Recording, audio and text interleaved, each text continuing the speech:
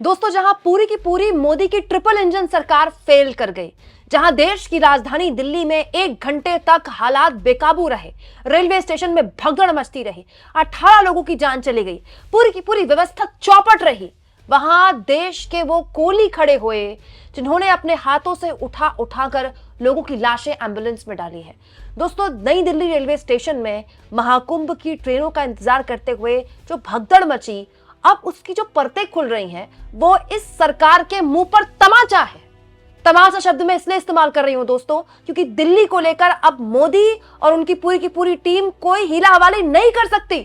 दिल्ली में मोदी की triple engine की सरकार चल रही है। दोस्तों, जिस दिल्ली में देश की राष्ट्रपति बैठी हुई है, जिस दिल्ली में देश के प्रधानमंत्री बैठे हुए हैं, जिस दिल्ली में अमित शाह की पुलिस बैठी हुई है, उस देश की राजधानी दिल्ली में भगदड़ मच गई रेलवे स्टेशन में। और अब स्थिति ये निकल कर आ रही है, खबरें निकल कर आ रही है कि भगदड़ मचती रही और व्यवस्था के नाम पर देश की राजधानी दिल्ली में कुछ भी नहीं था। दोस्तों, एक कुली है जिनकी एक वीडियो सोशल मीडिया में खूब वायरल हो रही है और ये वीडियो मैं आपको नहीं दिखा सकती क्योंकि ये वीडियो ANI की है। दरअसल इस वीडियो में ये कुली जो बता रहे हैं वो कान खोलकर सुनना चाहिए आपको, क्योंकि ये कुली आपको पूरे का पूरा हकीकत बता रहे हैं कि नई दिल्ली रेलवे स्टेशन में जो 18 लोगों की मौत हुई वो किन हालातों में हुई। दोस्तों, रेलवे स्टेशन में काम करने वाली इस कुली ने बताया, मैं 1981 से कुली का काम कर रहा हूं, लेकिन मैंने पहले कभी ऐसी भीड़ नहीं देखी। प्रयागराज स्पेशल को प्लेटफॉर्म नंबर 12 से रवाना होना था, लेकिन इसे प्लेटफॉर्म नंबर 16 पर शिफ्ट कर दिया गया। जब प्लेटफॉर्म 12 पर इंतजार कर रही भीड़ और बाहर से इंतजार कर रही भीड़ प्लेटफॉर्म 16 पर पहुंचने की कोशिश कर रही थी, तो लोग आपस में टकराने लगे और एक्सीलेटर और सीढ़ियों पर गिरने लगे। भीड़ को रोकने के लिए कई लोग वहां जमा हो गए। हमने कम से कम 15 शवों को उठाकर एम्बुलेंस में डाला। प्लेटफॉर्म पर सिर्फ जूते और कपड़े थे। जब प्लेटफॉर्म 12 पर इंतजार कर रही भीड़ और बाहर से आई भीड़ प्लेटफॉर्म 16 पर पहुंचने की कोशिश कर रही थी, तो लोग आपस में टकराने लगे और एक्सीलेटर और सीढ़ियों पर गिरने लगे। हमने पुलिस, दमकल गाड़ियों को बुलाया, 3-4 एम्बुलेंस वहां पहुंची और लोगों को अस्पताल पहुंचाया। सोचिए, जो कुली 1981 से रेलवे स्टेशन में काम कर रहे हैं, वो ये कह रहे हैं मैंने अपनी जिंदगी में इतनी भीड़ नहीं देखी। 1981 तो बहुत ही पुराना वक्त है दोस्तों, इतनी तो मेरी उम्र नहीं है जितना ये कुली भाई साहब को काम करते हुए वक्त हो गया। वो ये कह रहे हैं कि उन्होंने अपनी जिंदगी में इतनी भीड़ नहीं देखी प्लेटफॉर्म में। कुली को ये दिख रहा है, लेकिन मोदी जी, उनकी ट्रिपल इंजन सरकार आंख मूंदे बैठी है। उनको पता ही नहीं है कि देश की राजधानी दिल्ली में रेलवे स्टेशन में इतनी बुरी व्यवस्था है भीड़ की, मैनेजमेंट के नाम पर जीरो। और जो बात यहां पर कुली कर रहे हैं दोस्तों कि प्लेटफॉर्म नंबर 12 पर इंतजार कर रही थी भीड़, उस ट्रेन का जो ऑलरेडी लेट चल रही थी। जब ये पता चला कि भीड़ अब प्लेटफॉर्म नंबर 16 पर उनको जाना पड़ेगा क्योंकि ट्रेन प्लेटफॉर्म नंबर 16 पर आएगी, तो बाहर जो इंतजार कर रहे थे और जो पहले से ही प्लेटफॉर्म 12 पर बैठे हुए थे वो आपस में टकराए क्योंकि सबको प्लेटफॉर्म नंबर 16 पर जाना था। उसकी वजह से भगदड़ मची। ये जो जानकारी निकल कर आई है, जो कुली बता रहे हैं, ये वजह दोस्तों देश में कई बार रेल हादसों की वजह बन चुकी है। कई बार, एक बार नहीं, छठ में तो ये बहुत बार देखने को मिला है। उसके बावजूद भी ये रेलवे के कौन निकम्मे अधिकारी हैं जिनको इतनी तमीज नहीं है, जिनके पास इतनी होशियारी नहीं है, इतनी समझ नहीं है कि ऑलरेडी आपके प्लेटफॉर्म खचाखच भरे हुए हैं। अब अगर आप प्लेटफॉर्म चेंज करते हैं तो जो प्लेटफॉर्म में मौजूद लोग हैं वो भी भागेंगे, जो प्लेटफॉर्म के बाहर इंतजार कर रहे हैं लोग वो भी भागेंगे और भगदड़ मचने के पूरे चांसेस हैं। दोस्तों, ऐसी वीडियोस अब सोशल मीडिया में वायरल है भगदड़ मचने के पहले की। अब आप देखिए भीड़, इसमें कितनी भीड़ है। ऐसी हजारों वीडियोस तैर रही है सोशल मीडिया में। इतनी भीड़ है दोस्तों, इस भीड़ को एक बार देखा नहीं प्लेटफॉर्म चेंज करने वाले उस अधिकारी ने कि जब ये भीड़ भागेगी कि भागो भागो प्लेटफॉर्म नंबर 12 पे नहीं 16 पर आने वाली है ट्रेन, तो क्या स्थिति मचेगी। यही हुआ है।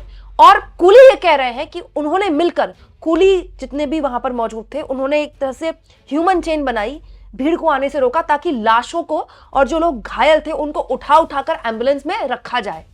कुली ये काम कर रहे थे। रेलवे पुलिस क्या कर रही थी? वो रेलवे पुलिस जिसको इस बात की सैलरी मिलती है टैक्स पेयर के पैसे से कि उसका काम ही ये है कि वो रेलवे की सुरक्षा करे, कहां थी रेलवे पुलिस भाई? RPF क्या झक मार रही थी? क्या उसको पता नहीं है कि आखिर जो महाकुंभ की ट्रेनें हैं उनमें भीड़ की क्या व्यवस्था है? दोस्तों, पुलिस के नाम पर, व्यवस्था के नाम पर कुछ नहीं था वहां पर। TV9 की खबर बताती है कि 1 घंटे तक वहां पर भगदड़ मची तो लोगों को कोई मदद नहीं मिली। मतलब 1 घंटे तक वहां भगदड़ के हालात थे। किसी जगह पर जहां इतनी भीड़ हो दोस्तों, वहां 1 घंटे तक अगर भगदड़ मचती रहे, आप अंदाजा नहीं लगा सकते क्या व्यवस्था और क्या वहां पर हालत मची होगी। एक बात मैं आपको और बताती हूँ दोस्तों, भगदड़ में जो मौत होती है ना, बहुत ही दर्दनाक होती है। और इस तरह की मौतों में अधिकांश महिलाएं होती हैं, क्योंकि वो भाग नहीं पाती, अपने आप को बचा नहीं पाती, वो कुचली जाती हैं। बड़ी आसानी से उनको कुचला जा सकता है। शारीरिक तौर पर महिलाएं पुरुषों से ज्यादा कमजोर होती हैं, तो उनको कुचलना उन लोग दौड़ जाते हैं इजीली। इस बार भी यही हुआ। मरने वालों में बहुताया महिलाएं और बच्चे भी हैं। मैं ये जानना चाहती हूँ कि दिल्ली में जो रेल मंत्री नाम के एक शख्स हैं, जिनका नाम अश्विनी वैष्णव है, ये करते क्या है? इनको पता नहीं है कि महाकुंभ में दिल्ली रेलवे स्टेशन में आज नहीं, पिछले 1 महीने से जब से महाकुंभ शुरू हुआ है तब से हजारों वीडियोस तैर रही हैं। दोस्तों, ये तो हद दर्जे की बदइंतजामी है कि आपको पता है कि प्लेटफॉर्म आपका खचाखच भरा हुआ है, उसके बावजूद भी आप प्लेटफॉर्म चेंज कर रहे हैं। दोस्तों, अब जो जानकारियां निकल कर आ रही हैं, चश्मदीद हर कोई ये बता रहा है कि प्रशासन की कोई मदद नहीं मिली। जब हादसा होता है, शुरुआती घंटों में जब प्रशासन की मदद नहीं मिलती, तो लोग किसके भरोसे होते हैं? लोग कुली के भरोसे होते हैं, लोग एक दूसरे के भरोसे होते हैं। ऐसे में हर आदमी की कोशिश होती है कि मैं अपने परिवार वालों को बचा लूं, मैं अपने ग्रुप वालों को बचा लूं। इसमें दूसरा अगर कुचला जाता है तो कुचला जाता है। यही होता है जब भीड़ बेकाबू होती है। और क्यों भीड़ बेकाबू क्यों हुई? क्योंकि भीड़ को काबू में करने के लिए कोई था ही नहीं वहां पर। अब तो बेशर्मी की हद ये हो गई है कि एएनआई ने इन अधिकारी साहब की वीडियो शेयर की है, जिसमें अधिकारी साहब कह रहे रेलवे के कि कोई एक आदमी था, कोई एक यात्री था जो गिर गया, एक्सीलेटर पर गिर गया, जिसकी वजह से भगदड़ मच गई। अच्छा, कुछ टाइम बाद, कुछ देर बाद ये भी निकल सकता है कि रेलवे ये कह दे कि ये जो भगदड़ मची इसमें लोग ही जिम्मेदार हैं, लोगों की गलती है, और जो लोग मारे गए हैं ना, ये खुद ही मरने के लिए आए थे वहां पर। ये भी हो सकता है, क्योंकि दोस्तों हमारे देश में मीडिया मैनेज्ड, भीड़ मैनेज्ड, और जहां ट्रिपल इंजन की सरकार हो वहां पर वैसे भी मैनेजमेंट करने की कहां कोई दिक्कत होगी। यह भी हो सकता है दोस्तों कि आज दोपहर या शाम तक दिल्ली के मुख्यमंत्री का नाम सामने आ जाए, क्योंकि भगदड़ पर लगातार कवरेज हो रही है। अब तो ऐसी भगदड़ पर देश की राजधानी में भगदड़ मच गई तो न्यूज चैनल वाले भी चला रहे हैं। तो जो दिल्ली के मुख्यमंत्री का नाम हो सकता है कल तक आना था, हो भी सकता है कि दोपहर तक या थोड़ी देर बाद तक या शाम तक आ जाए, क्योंकि भगदड़ की जो पूरी की पूरी कवरेज है उससे ध्यान हटकाना है ना लोगों को, और मीडिया को भटकाना, मीडिया को मैनेज करना इस सरकार के लिए कौन सी बड़ी बात है। दोस्तों, अब जो तस्वीरें निकल कर आ रही हैं, जो कहानियां निकल कर आ रही हैं, वो चौंकाने वाली भी हैं, डराने वाली भी है। अब आप देखिए, आज तक ने खबर छापी है जिसमें एक महिला बताती हैं कि उनकी ननद उनके साथ थी और उनकी ननद की मौत हो गई, वो दबकर मारी गई और आधे घंटे तक खुद वो दबी रही। उनको उम्मीद थी कि वो नहीं बचेंगी, उनका दम घुटने से उनकी मौत हो जाएगी, पता नहीं वो कैसे बच गई। ये भी यही बताती हैं कि प्रशासन की यहाँ पर व्यवस्था के नाम पर कुछ नहीं था। आज तक की एक और खबर बताती है, स्पेशल ट्रेन की घोषणा और प्लेटफॉर्म नंबर 14 से 16 की ओर भागने लगी भीड़, नई दिल्ली रेलवे स्टेशन पर भगदड़ की 18 दुखद मौतों की पूरी कहानी। अब कहानियां निकल कर आ रही हैं। ये सब कुछ हो रहा है और रेलवे का अधिकारी क्या कह रहा है? अरे कोई एक आदमी गिर गया, उसके बाद भरभराकर लोग उन पर गिर पड़े और 18 लोग मारे गए। ये है संवेदनशीलता इस देश की सरकार की, ट्रिपल इंजन सरकार की। मैं तो ये सोचती हूँ कि नरेंद्र मोदी की को ये जब तस्वीरें देखने को मिलेंगी, क्योंकि दूरी तो है नहीं, नरेंद्र मोदी दिल्ली में ही रहते हैं, दिल्ली में ये सब कुछ हुआ है, नींद कैसे आती है मोदी जी को? और मोदी जी के जो मंत्री हैं, जिनका नाम अश्विनी वैष्णव है, जो जिनका नाम देश के इतिहास में दर्ज हो चुका है कि उनके रेल मंत्री रहते हुए कभी इतनी दुर्घटनाएं नहीं हुई, ये मोदी जी से आंख कैसे मिलाता है? ऐसा क्या टैलेंट है अश्विनी वैष्णव में कि इनका इस्तीफा नहीं लिया जा रहा? और तो और इनका अजब गजब टैलेंट देखकर मोदी जी ने इनको दोबारा रेल मंत्री बनाया। रेल मंत्री अश्विनी वैष्णव ने कुछ शानदार परफॉर्मेंस नहीं रहा है इनका, लेकिन मोदी जी ने इनको दोबारा रेल मंत्री बनाया। मतलब मोदी जी का भी टैलेंट पहचानने का अपना एक अलग ही टैलेंट है, नहीं?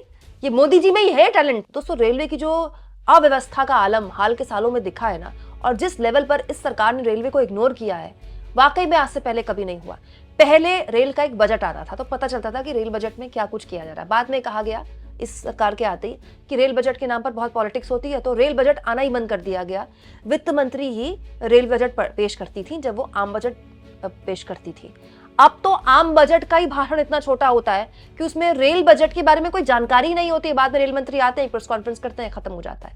अब तो रेल बजट के बारे में ही कोई जानकारी नहीं होती है। मतलब आम आदमी की सवारी रेलवे किसके भरोसे? अश्विनी वैष्णव। और अश्विनी वैष्णव के रेल मंत्री रहते हुए रेल यात्री किसके भरोसे? भगवान भरोसे। आप इस मुद्दे पर क्या सोचते हैं दोस्तों, कमेंट बॉक्स में जरूर लिखें। और जितना हो सके चैनल को शेयर करें, सब्सक्राइब करें और थैंक्स और ज्वाइन के ऑप्शन से अगर आप चाहें तो कुछ आर्थिक मदद भी चैनल की जरूर करें।